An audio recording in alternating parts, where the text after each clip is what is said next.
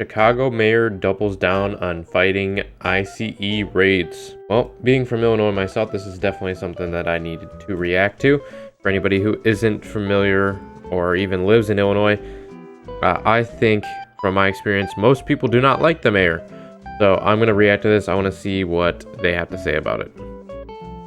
Garrett Tenney is live for us in Chicago. Garrett. Yeah, Harris, those proposed changes would have allowed Chicago It's quiet for you guys. Police to work with ICE only in cases involving a violent criminal, which is the kind of people state and local officials claim they don't want to be here. Instead, progressives on the city council have spent the past week preparing to fight this. I know and have the rights to exercise my rights. You cannot private property. Yeah. No one exercise your rights. Cool. Expected ICE operation by canvassing Latino neighborhoods to pass out these flyers, telling folks to not open their doors and to remain silent if ICE agents show up looking for any convicted criminals. Okay. Talking to people, the fear is palpable. The fear is vocalized by our residents. People in the streets are saying that they're scared that ICE agents will show up at their doorsteps, at their workplaces, at their places of worship or places of going to school. They're scared of that. That is a problem. ICE raid threats turned Chicago into ghost town. Somehow, I doubt that is even close to the truth, because if you've ever been to Chicago, it doesn't matter what time of the day is, the streets are flooded with people. Governor J.B. Pritzker could push for changes in the state sanctuary policies to allow Illinois police to cooperate in some limited way, but he hasn't given any indication that that is something he is even considering, despite repeatedly saying criminal illegal migrants should be arrested and removed. Yeah, but why would Pritzker want to do that? He's shown the tendency to not want to help the issue that they face in Chicago. He just wants to sit comfortably in his chair and pretend that he's doing something with the assault weapons ban and with the minimum wage going up to 15, making my milk cost like $4 a fucking gallon. So who thought he was going to actually uphold anything?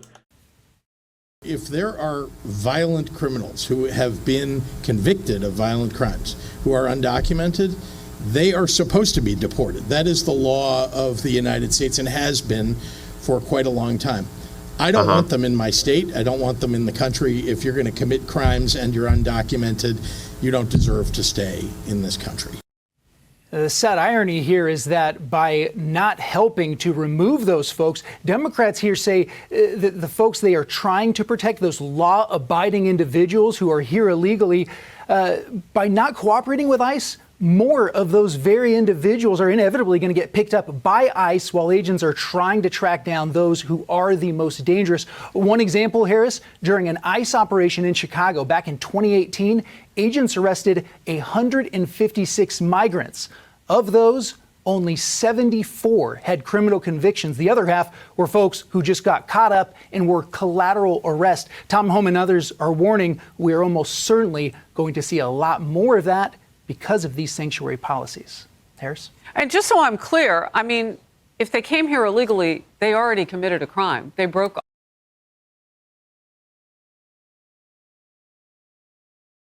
Is that not obvious? Tell like everybody, if you came in illegally, you're already breaking the law by coming in illegally. Is that just not obvious to people? Like, it's so obvious. You already broke the law. You're already illegal. You already should be getting deported. If you came in legally, you did it under the right pretense. You did it completely in the right. You now belong here. If you came in because you just wanted to and you didn't want to go through the process everybody else has to go through to get in through the legal channels, you're already a criminal. You're already a criminal. Obviously. Right? Obviously.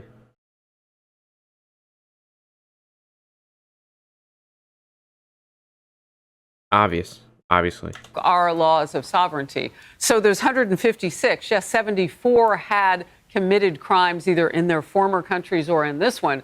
But the balance of that was, from what you're saying, and that's what I want to get straight, they were here illegally anyway. Here illegally, not violent criminals, though. And that's what the administration is focusing on in this initial set of operations. All right. So That's helpful. violent illegals first. Or violent illegals, period. I don't know. Garrett, thank you. Gianno Caldwell, Fox News political analyst. Gianno, look, I made a fine point of this because it matters. The last administration was trying to legalize coming across our border in many illegal ways. Whether you crawled in, you went around the security checkpoints, they just wanted, okay, well, if you got here, you're safe. That's not how it works. That's not sovereign. If you got here, you're safe. What is this? Kick the can? Where the Border Patrol agents are guarding the can and everybody else is just trying to kick the can? Oh, I kicked the can. We win. I'm safe. You can't touch me. That's not how that works. That's not what we're playing. Or is this some game? Is this some game to them? Like, it must have been fun to just see these people cross the border, and then you can't touch them. Because that's just how we had it set up. Amazing. Sovereignty, that's an open door. So picking up these people along with the violent criminals, what would you rather not do? Just not pick up anybody? That's what they wanted. Exactly right. Today is different. Exactly Trump's in right. office. 100%. And Governor J.B. Pritzker is speaking out of both sides of his mouth, saying he doesn't want violent criminals there. But Pritzker is so obviously against everything that Trump is trying to do. Obviously. Very, very, very clearly. He's always been that way. He always is a fence rider. Nobody fucking likes him. He needs to get his fat ass out of office. yeah, people, as you mentioned, they broke the law and they came over here. It's the exact same thing. You committed a crime by entering the United States of America, and it has cost us in blood and treasure. Blood by the 100,000 plus people who've overdosed on a drug. And we've seen that in recent years since Biden has taken office, and treasure with the billions of dollars of resources that are being usurped from the people of Illinois and the people of the city of Chicago, New York, and all across the country. Drugs are fun.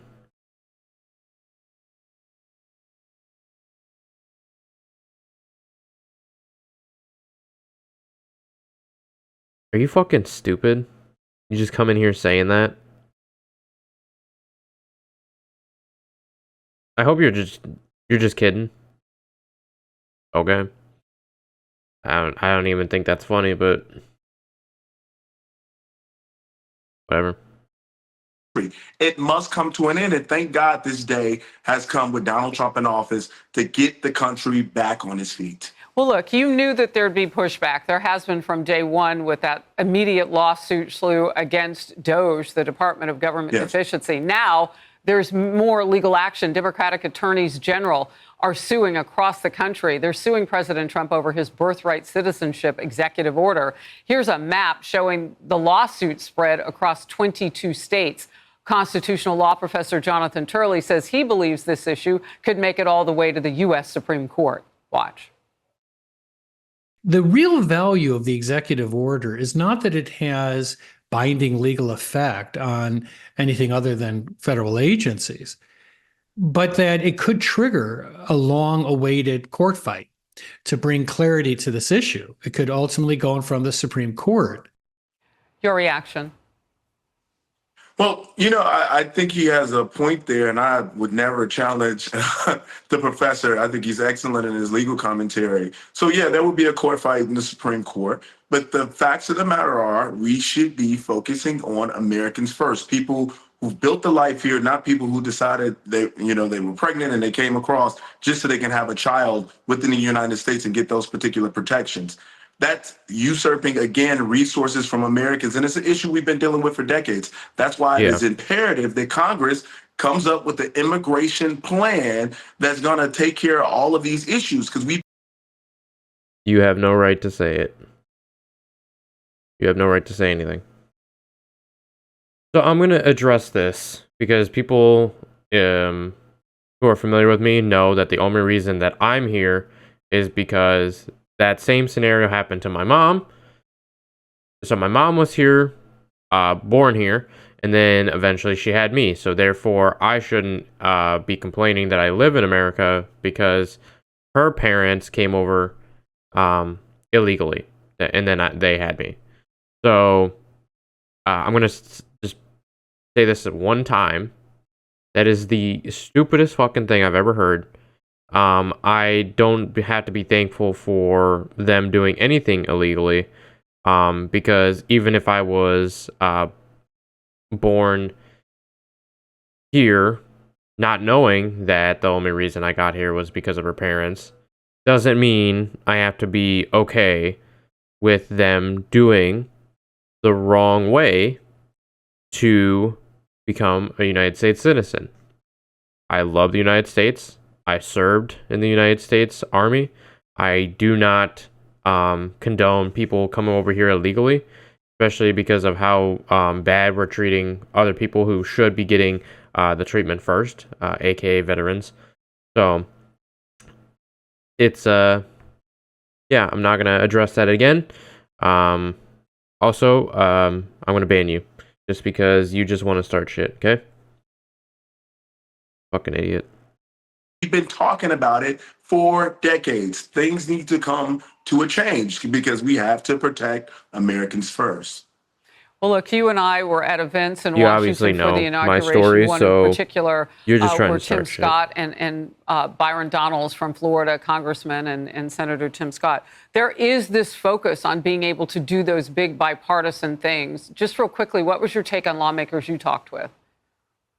Well, you know, people are excited. There's a lot of enthusiasm and energy around the new administration. And I got to be honest with you, Harris, that isn't just Republicans and conservatives and people who voted for Trump. I've heard from people who voted for Kamala Harris, who voted for Joe Biden in the previous election, people who would never give Donald Trump the time of day. They're enthusiastic. They're excited. People feel it everywhere because they know we've been in a terrible state of affairs for the last 4 years. Our economic activity, inflation, the border, crime. These are issues that impact every American. And they're now thinking, wait, we got a guy who's now in office who means business. Yep. And that's why people are excited and they're looking forward to 4 years of Donald Trump. And folks who didn't vote for him, many are looking to give him a chance. John O'Caldwell, thank you. Good to see you. Thank you for having me. Hey, everyone. I'm Emily Campagno.